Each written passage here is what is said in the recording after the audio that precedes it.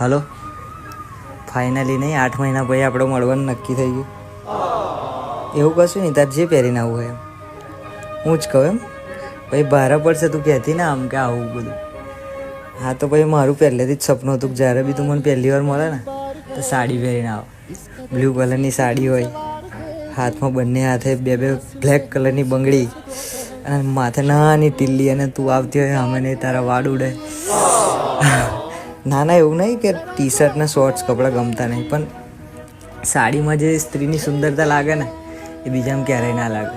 અને આ તો મારું એવું માનવું છે, એવું નહીં બીજા કોઈને નહીં કહેતો, પણ તું મારી છે ને તારી પર હક કરી શકું એટલે કહું છું. ના દરેક બોયફ્રેન્ડનું સપનું હોય જેને એની ગર્લફ્રેન્ડમાં એની વાઈફ દેખાતી હોય ને કે એને સાડી જુઓ એકવાર. તો શું તું મારું સપનું પૂરું કરીશ? Thank you.